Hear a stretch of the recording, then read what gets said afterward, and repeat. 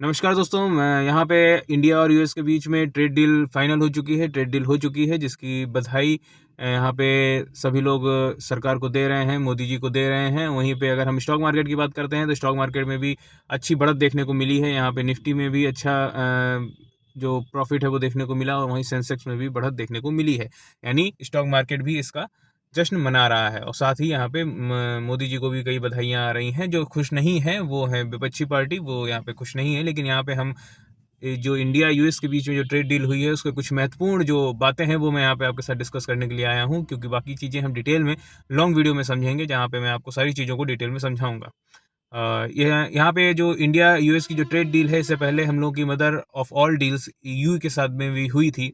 अगर हम बात करें, इसको फादर ऑफ ऑल डील्स के लिए भी कहा जा रहा है, लेकिन क्या ये सही में फादर ऑफ ऑल डील्स है या नहीं है वो भी समझेंगे जब हम इसको लॉन्ग वीडियो में समझेंगे।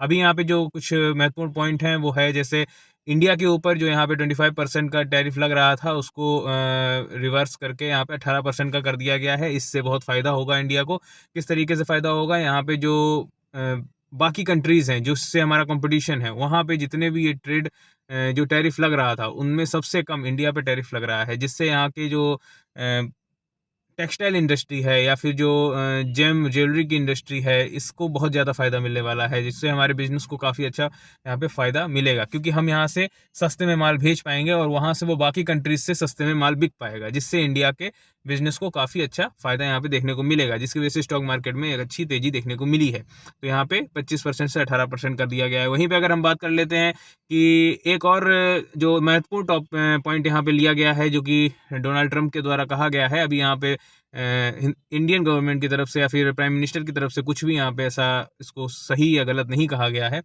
डोनाल्ड ट्रंप ने अपने ट्वीट में कहा है कि इंडिया ने एग्रीड कर लिया है रशिया से तेल ना लेने को लेके।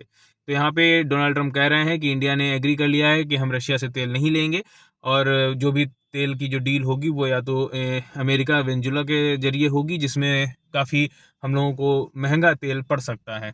इसको भी हम लॉन्ग वीडियो में समझेंगे। और जो हमारा जो तीसरा पॉइंट है जो बहुत ही इंपॉर्टेंट पॉइंट है, अगर हम बात करें अपने इंडियन मार्केट की, हिंदुस्तान की बात कर लेते हैं, तो यहाँ पे हमारा ये कृषि प्रधान देश रहा है जैसा आप सबको पता है। वहीं पे जो यहाँ पे इस डील में कहा गया है कि यहाँ पे अमेरिका के एग्रीकल्चर से भी यहाँ पे हम मटेरियल खरीदेंगे, अमेरिका के एग्रीकल्चर मार्केट को इंडिया में लेके आएंगे। किस तरीके से, यहाँ पे जो अमेरिका में जो भी हम कहते हैं दूध दही जो भी ये पैकेट्स के प्रोडक्ट, डेयरी के जो प्रोडक्ट्स होते हैं वो यहाँ पे इंडिया में बेचे जाएंगे, जिसके लिए जो वहाँ के मिनिस्टर हैं उन्होंने भी कहा है कि इंडिया के एक मैसिव मार्केट में हमको यहाँ पे बिजनेस करने का मौका मिल रहा है, जो कि एक ग्रेट डील है अमेरिका के लिए। तो यहाँ पे अगर हम बात करें तो एग्रीकल्चर मार्केट में भी काफ़ी चीज़ें देखने को मिल रही हैं कि एग्रीकल्चर अमेरिका से जो एग्रीकल्चर डील भी है ये भी इस पॉइंट में क्लियर की जाती है। अब इन सब पॉइंट्स, ये बहुत इंपॉर्टेंट पॉइंट हैं, किसमें से कुछ पॉइंट्स ऐसे हैं जिसको अगर सही चीज़ें ये साबित होती हैं तो स्टॉक मार्केट पे एक यहाँ पे बुरा यहाँ पे इफेक्ट पड़ सकता है।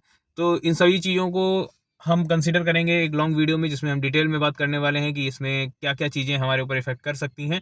तो अभी इंडिया और यूएस का जो ट्रेड डील हुई है उसमें ये 3-4 पॉइंट्स जो हैं जो मैंने आपके साथ डिस्कस करे ये निकल के आ रहे हैं। हमारे साथ बने रहिए, मैं जल्द ही इस पर लॉन्ग वीडियो लेके आऊँगा।